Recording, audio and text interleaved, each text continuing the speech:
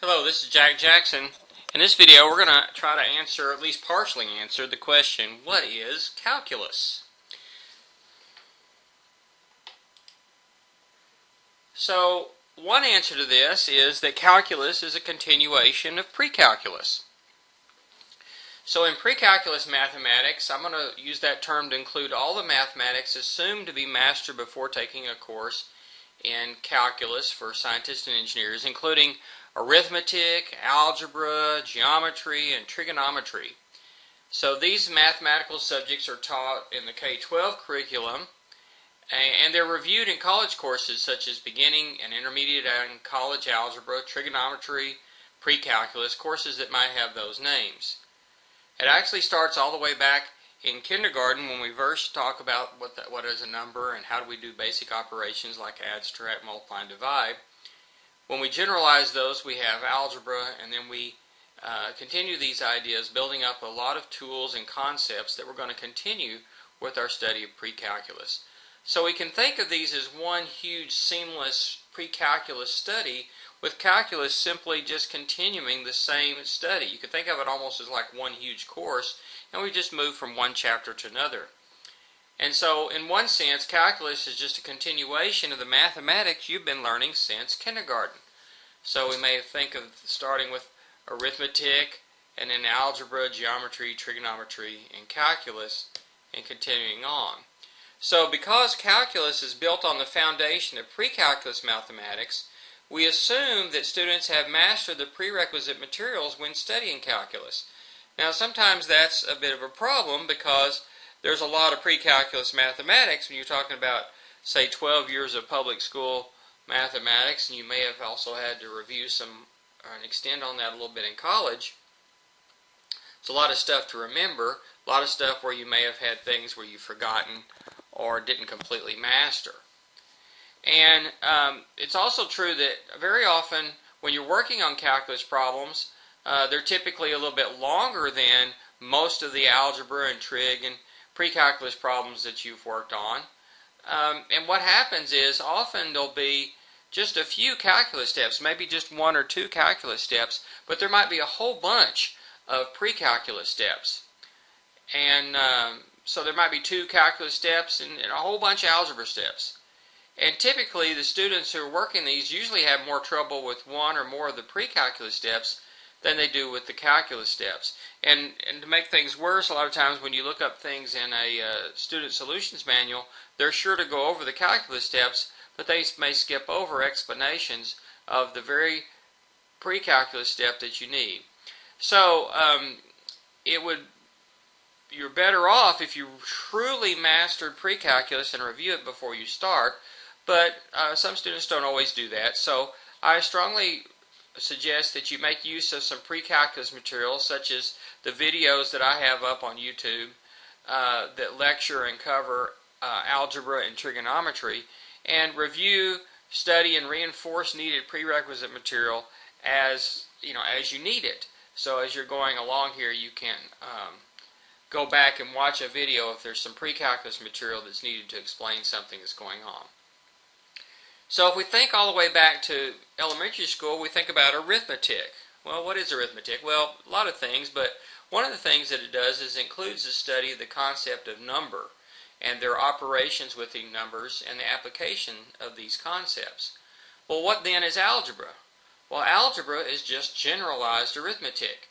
And what's the dividing line between arithmetic and algebra? Again, in one sense, they're just continuations, and in fact, they're actually learned side by side throughout elementary school, through junior high and high school. But if you have to draw a line between the two, it's when you introduce a variable. So a variable turns arithmetic into algebra. So for example, if we notice that 2 plus 3 is the same as 3 plus 2, that is, you start with 2 objects and you add on 3 to that, or you start at 2 on a number line and you move 3 to the right, you get the same place as if you start with 3 and then add 2. You get to 5 either way. That's an arithmetic fact. But when you generalize that and you say that it doesn't matter what order we add the two numbers, x plus y is the same as y plus x, for any values of x and y, now we've made it algebra. And by the way, that's an algebra fact that students learn in at least first grade. So algebra is actually introduced in the earliest grades. Now, you may not have a course that's called algebra till maybe middle school or junior high school, but algebra is actually introduced along with arithmetic from the earliest of grades. So, what about geometry? Well, geometry includes several things, but among them it is the study of shapes and related measurements.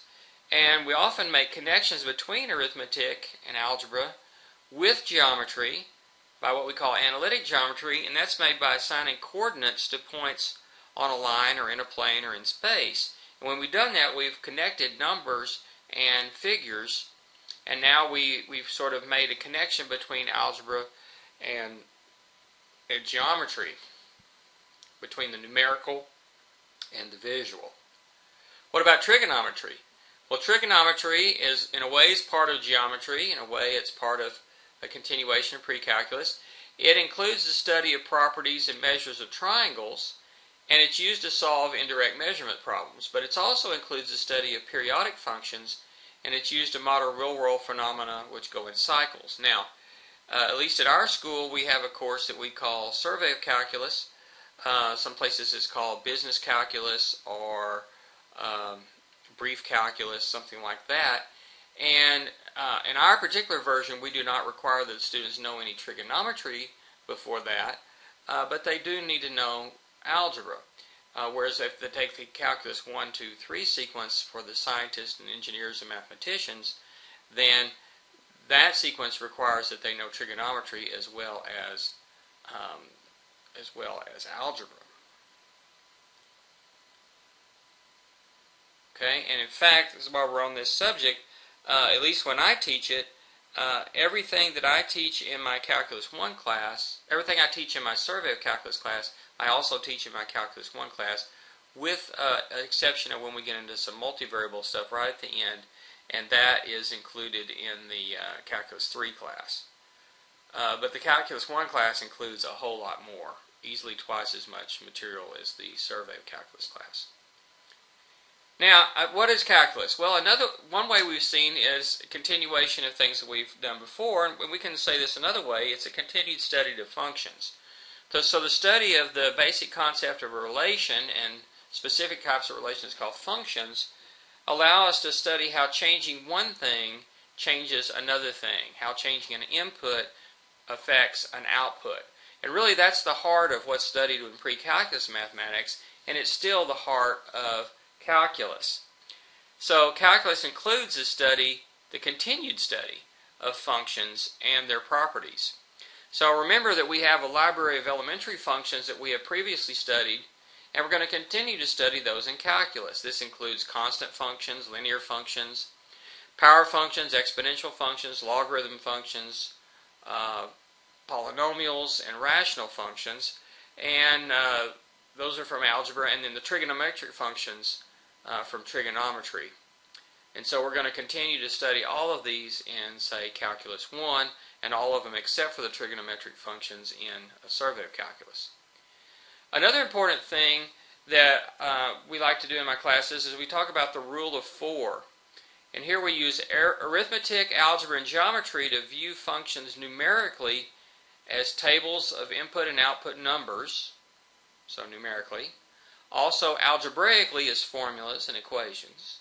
Visually as graphs and pictures and physical representations. And finally, verbally, as we place all this in context. So everything we're going to do, we're going to try to see it numerically, algebraically, visually, and verbally. And calculus, guess what? We're going to continue all of those things. And with calculus, we have new tools to learn even more about functions than we could with only our pre-calculus tools. Now, what makes it calculus? If a variable is what turns arithmetic into algebra, it's a limit which turns pre-calculus into calculus. So really, the limit is the one and only underlying fundamental concept of calculus. Everything else is just based on that idea of a limit. So the one fundamental idea of calculus is a limit. Everything is based on that. So Just as the introduction of a variable turns arithmetic into algebra, the introduction of a limit turns pre-calculus into calculus. And a limit, basically, what it allows us to do formally is see what happens to one quantity as another quantity gets closer and closer to a specified value, or increases or decreases without bounds. So as x gets closer and closer to 2, what does y get closer and closer to? Something like that.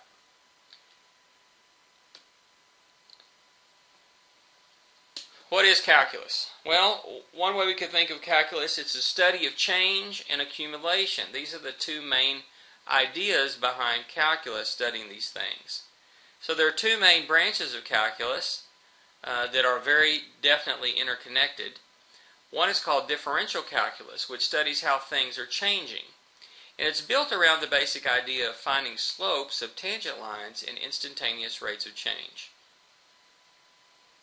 The other half is integral calculus, which studies how things are accumulating. It's built around computing areas. So half of calculus is studying slopes, and the other half is studying areas. You guys already know a lot about these two topics. You've been studying slopes for a long time, certainly since in Algebra 1 class, if not before. And you've been studying about areas probably since elementary school. And so we're going to be building on these two ideas.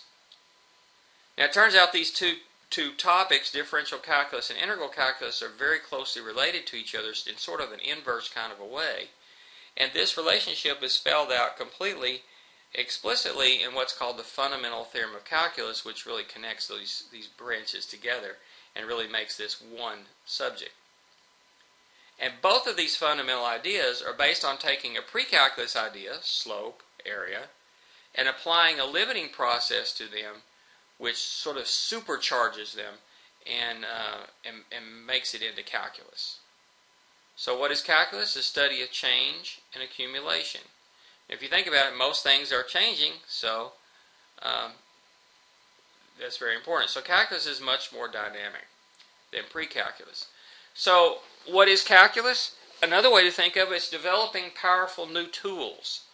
So when we take this concept of a limit and we apply it to pre-calculus concepts and techniques, it gives us much more powerful calculus techniques that we can use. So let's do a few comparisons. For example, pre-calculus in general is used to solve problems which are often relatively simple, idealized, or even artificial. So very, very simple type of problems. Calculus, on the other hand, is used to solve problems which are often much more difficult, more real world, and natural. Some examples here. We can compute the sum of a finite series of numbers with pre-calculus. 1 plus 2 plus 3 plus 4, 10. I can add those up together. But in some cases with calculus, we can add up infinitely many numbers. 1 plus a half plus a fourth plus a 8 plus a 16th, and it goes on forever. We can add up an infinite number of things and actually get a finite number. That's a pretty amazing concept when you think about it. And it requires a limit concept for this to make sense. But it turns out to be, like I said, very powerful, and that's really one of the things that makes it calculus, is when we apply that. Okay, we can talk about, with pre-calculus, we can talk about a function at a point. In other words, the height of a graph at a given point. So here we have f of 2 equals negative 3. That means the point 2, negative 3 is on the graph here on the left. We can locate a particular point on the graph. We can do that with pre-calculus.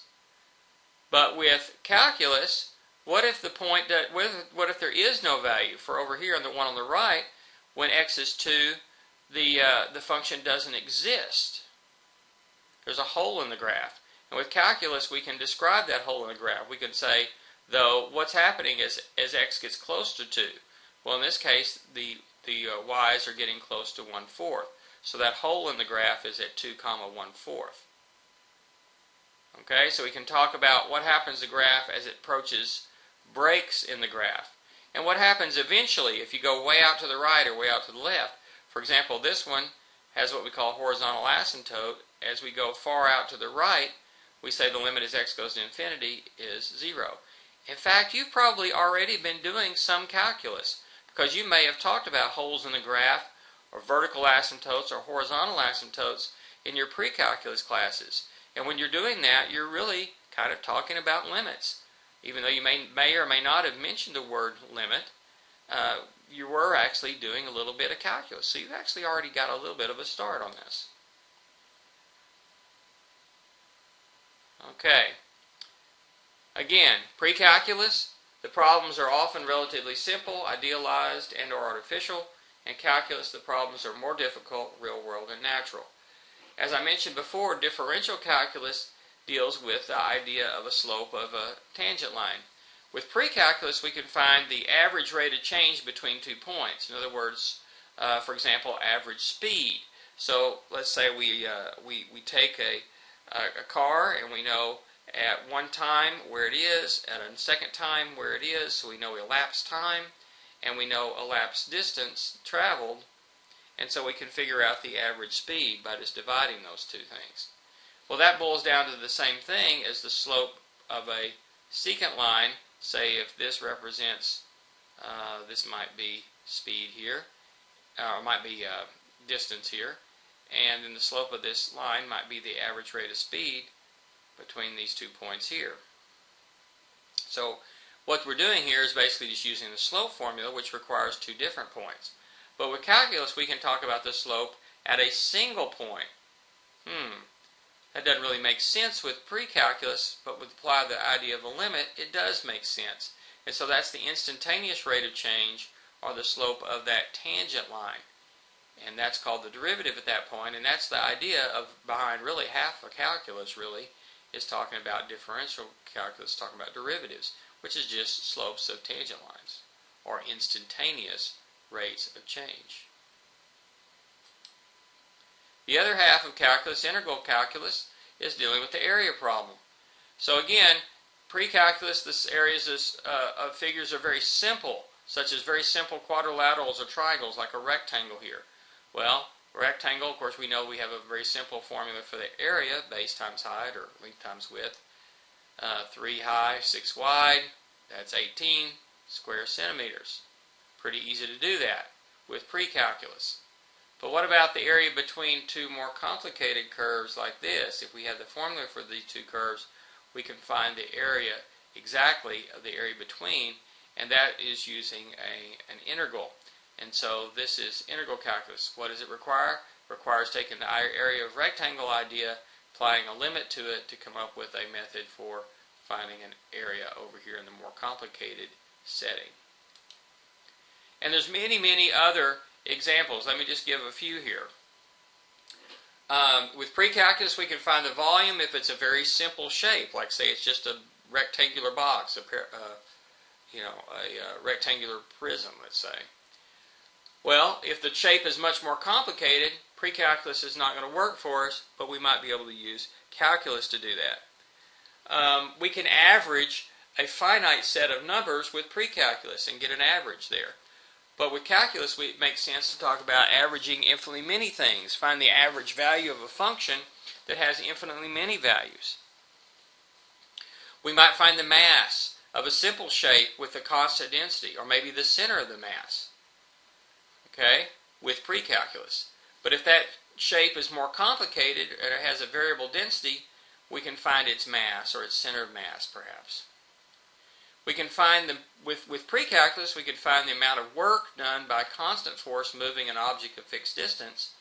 But if that work is done with a variable force and the object moves a variable distance, then we need calculus to solve that problem.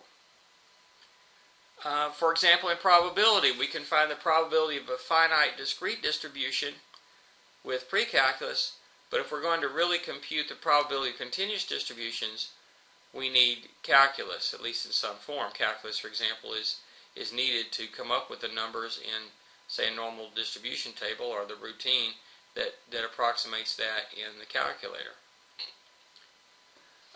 Something very simple like find the length of a line segment, well, you can use pre-calculus for that. Use the distance formula, or even just a ruler. But what about calculus? If we have calculus, we can find the length of a curved path. We can measure the curvature of a circle with pre-calculus, but now we can do the curvature of a more complicated curve with calculus. We can approximate solutions to equations accurately after hundreds of steps using something like, say, the bisection algorithm if we use pre-calculus, but we can approximate solutions to equations accurately after only a few steps using a calculus method, such as maybe Newton's method. And there are many, many more ideas here, but the point is that we can do much more realistic problems. Okay?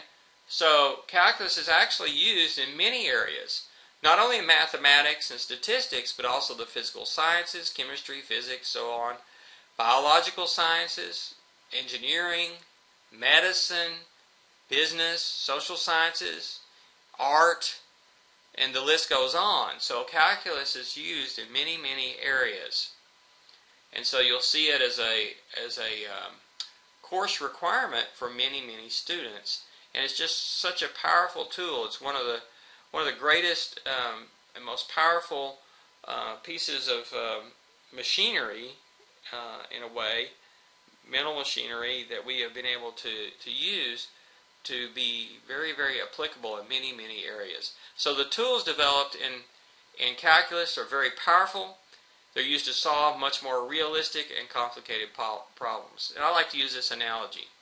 If pre-calculus is like a collection of hand tools, a saw, a hammer, etc., then calculus is like a collection of power tools, like a power miter saw, nail gun, etc.